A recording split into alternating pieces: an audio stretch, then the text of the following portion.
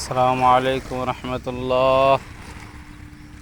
সম্মানিত দর্শকবৃন্দ, আপনারা দেখেন এই যে আমাদের মেঘনা নদীর স্রোতগুলো দেখছেন কীভাবে উত্তাল করতেছে মেঘনা নদী। এই দেখেন কত সুন্দর স্রোত আসতেছে, এই যে কত সুন্দর স্রোত আসতেছে।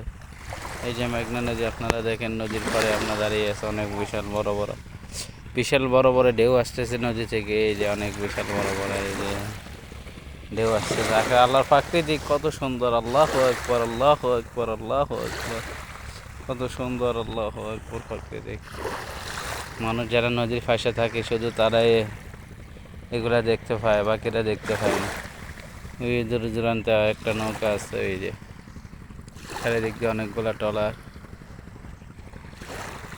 ট্রলার আছে। এক এক ট্রলার এক এক কাজে লিপ্ত আছে। এই আমরা দেখতেছি একদম অনেক দূরে দাও উঠতেছে। এবং কি আছে আমাদের চারপাশে? স্যার স্যার আমি তো গাড়ি যাইতেছি।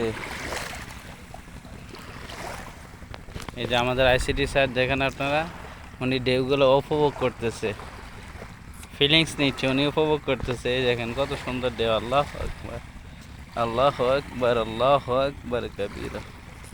কত সুন্দর। কি করুণাময় আল্লাহ তাআলার অপরূপ সৃষ্টি। আল্লাহু আকবার, আল্লাহু আকবার, আল্লাহু আকবার, লা ইলাহা ইল্লা আনতা সুবহানাকা ইন্নী কুনতু মিনাল। এই যে আমরা দেখতেছি কতগুলো ঢেউ একটা পর একটা আসতেছে। নদী কিন্তু সবসময় এরকম উত্তাল থাকে। এই যে নদীর ঢেউগুলো দেখেন নদীর ঢেউগুলা